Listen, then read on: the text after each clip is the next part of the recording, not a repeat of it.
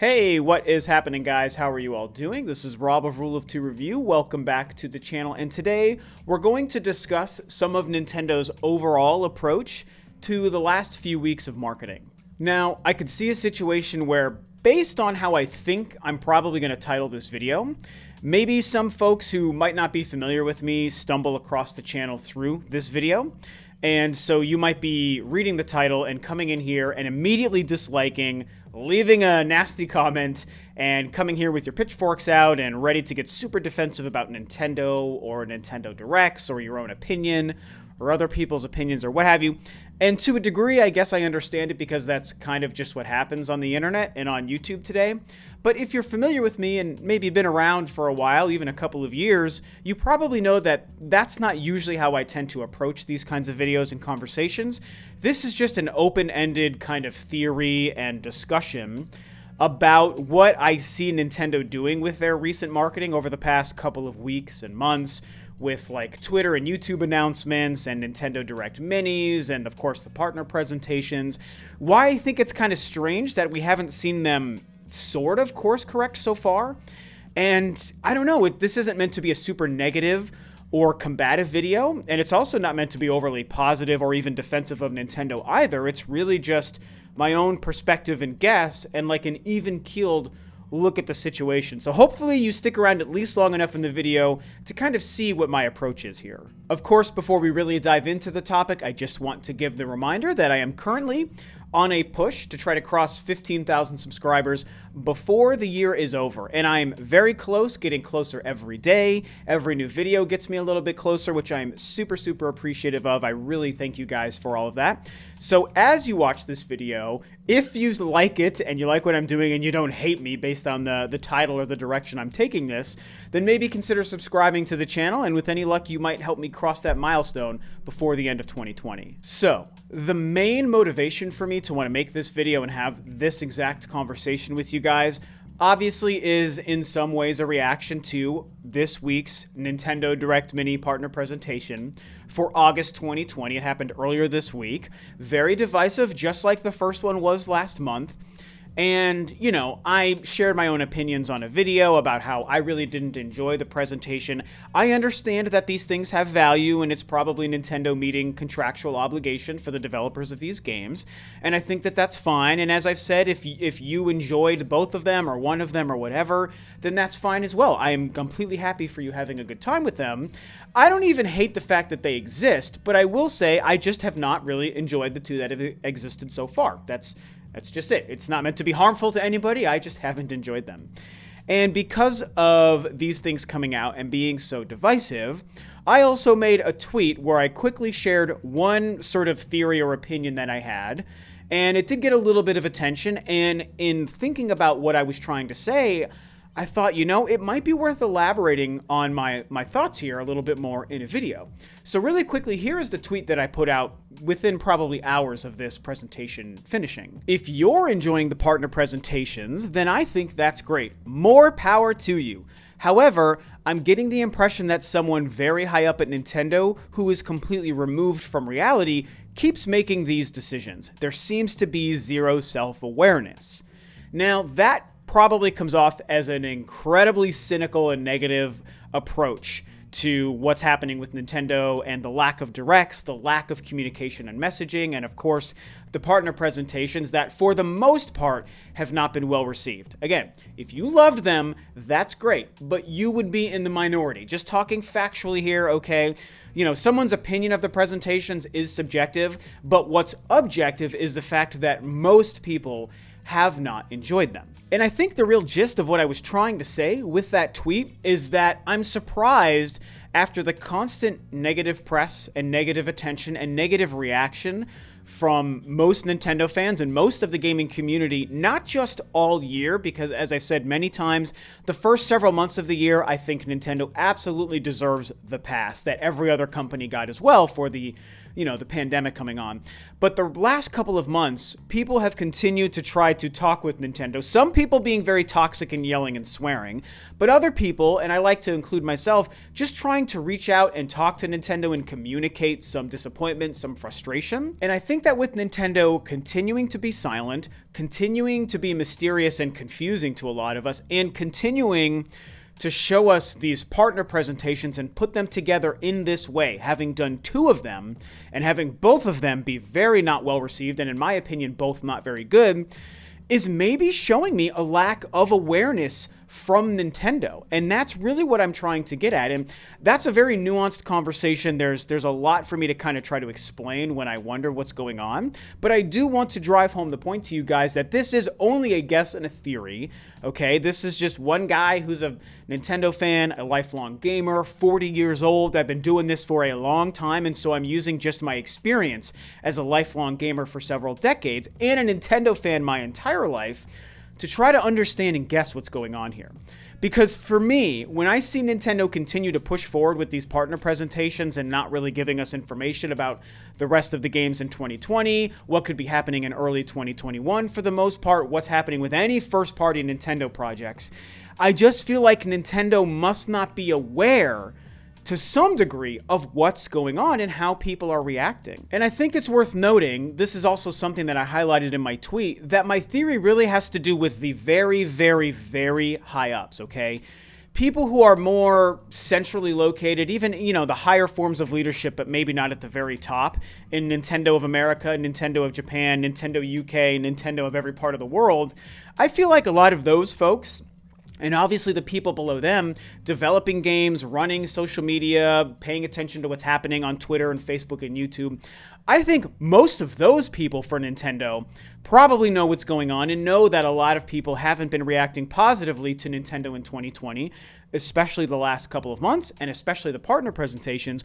But the very high up people, and maybe because of what my job is at my current job, I have a very corporate position in a big corporation, maybe I can understand sort of the hierarchy of leadership there. And so when I picture the most high up people at Nintendo of Japan, I'm wondering if maybe those are the ones who don't really understand what's happening and how people are reacting, mostly because they're probably looking at numbers. And let's be real, in terms of numbers, people who are that high up not paying attention to the reactions, all they see is, hey, Switches are selling like crazy, Animal Crossing is selling like crazy, we're making a killing, we're making a ton of profit. And so the public perception from the numbers side is very, very positive, which most of us are probably happy for sure, but I think they might also be totally unaware and removed from reality when it comes to how people are viewing what Nintendo's actually putting out there and how they're marketing and how they've been so weird in 2020. And in my opinion,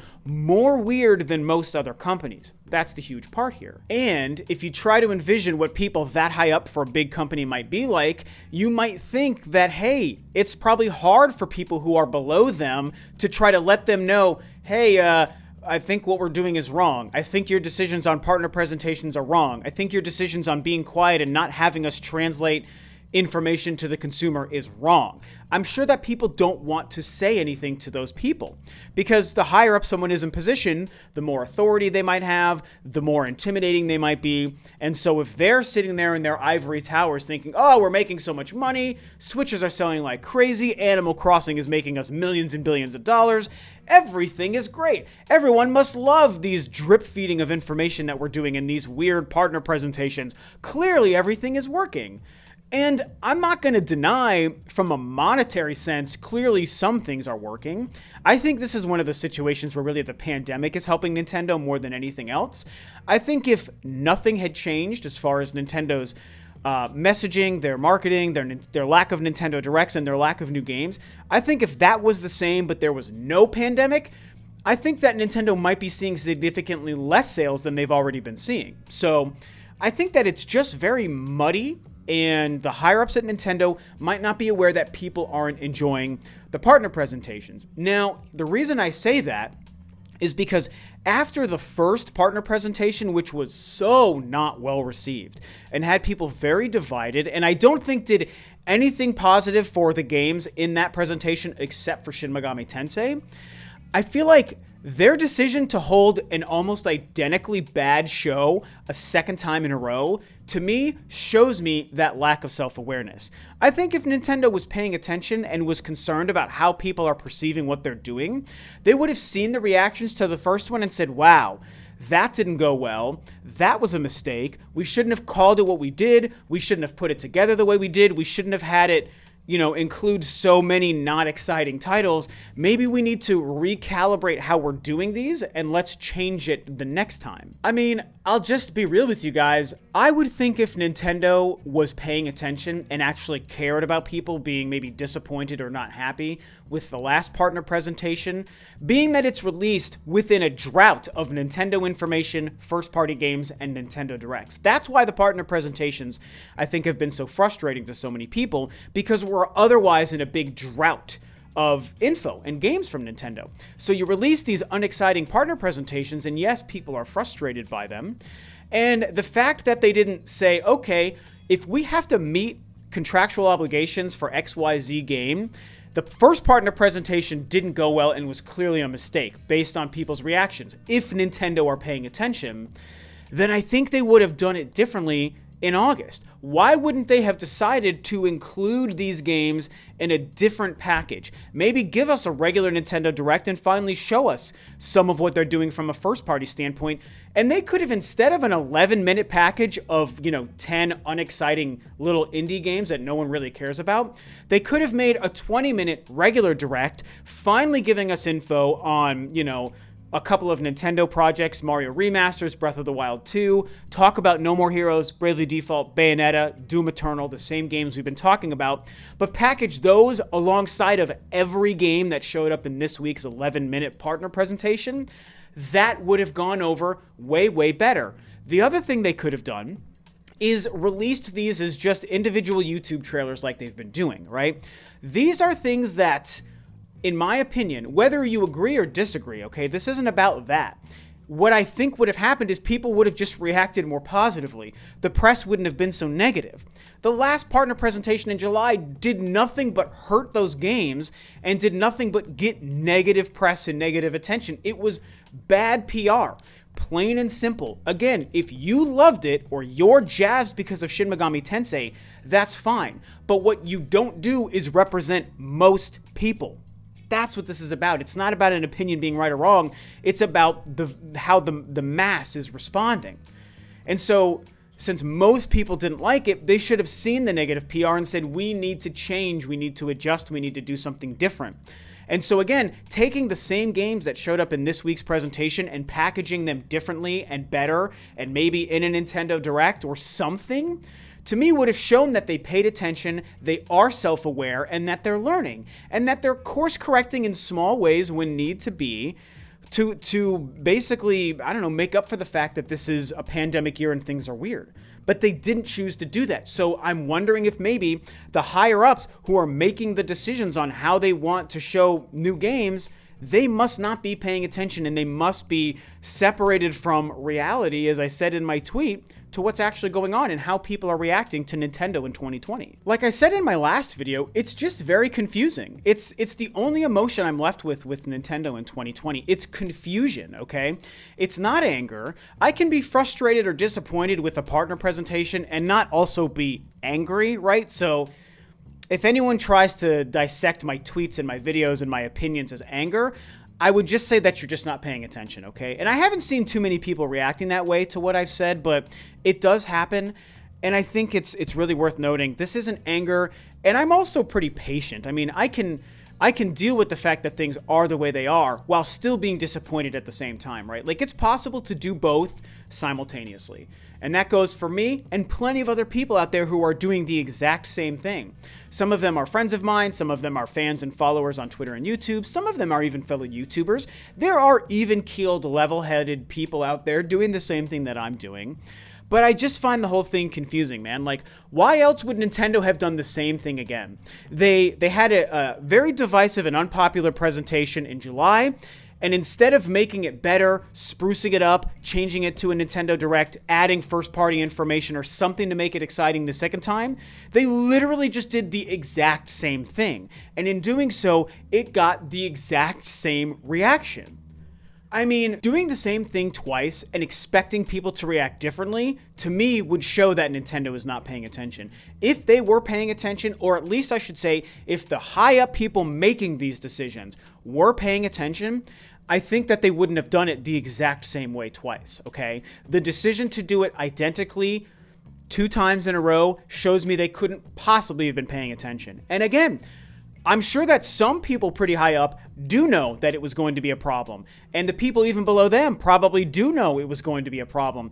But I can only imagine that they aren't able to properly communicate that to the people very high up within the company who are making these marketing decisions to do these partner presentations and to not give Nintendo Directs, not talk about first-party stuff, yada, yada, yada, and to just do it and do it. They must not be being told or being made aware of what's going on. And so they think everything's hunky-dory because of sales. And again, in that sense, yeah, I guess things are hunky-dory. But what about public perception? What about consumer health and the happiness of consumers and fans? I mean, you would think Nintendo would care about that stuff.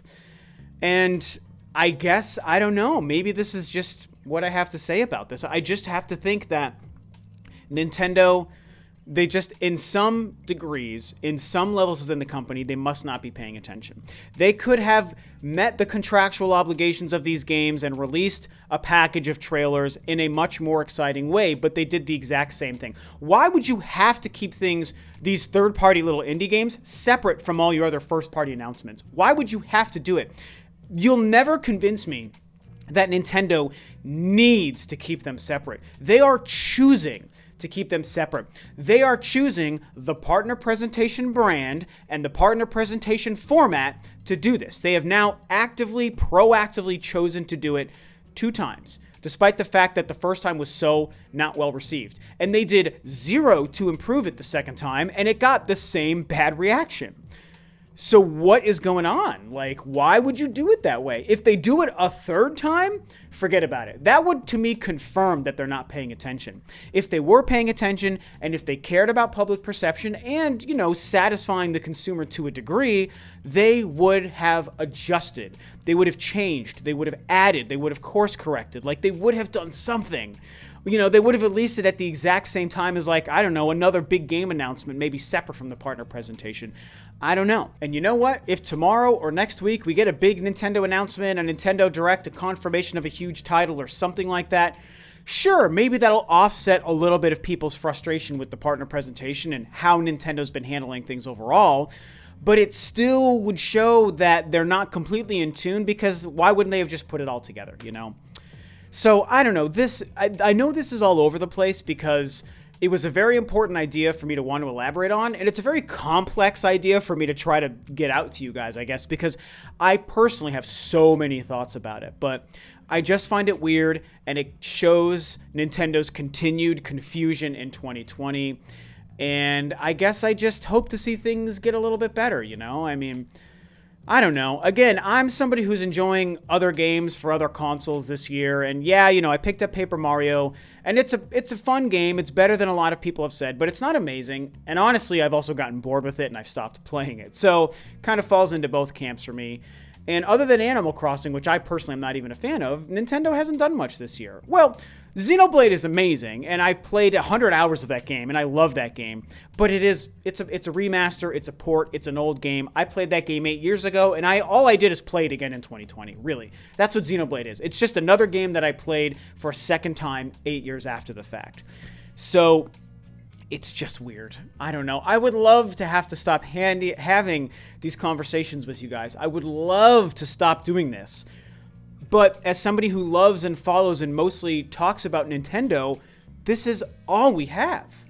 This is it, you know? I mean, yeah, I don't know. This is it. I'm going to wrap this up. I don't know where else to go with this. At this point, I would just continue to ramble on even longer if I talked. So this is what I see. This is what's going on with this concept of higher-ups at Nintendo. And are Nintendo aware of how people are reacting, or are they unaware? Do they know people are disappointed, or are they completely blind to it? Is their head in the sand? Do they not know what's happening? And should we expect more unexciting Nintendo presentations in the future, as opposed to course-corrected and improved presentations. I think that's what we would like to see. Let's have the next presentations, the next announcements, the next directs be spiced up. Let's have them be exciting. You got next-gen consoles from your competitors coming out and big games. Let's see Nintendo try to have answers to that. Let's see what you guys can do. So anyway, these are my thoughts. What do you think about my thoughts and opinions? What are your own opinions and perspectives on what you see from Nintendo right now? And with that, this video is a wrap. Thanks, of course, as always, for tuning in, guys. This is Rob of Rule of Two Review, and I'll catch you next time on another video.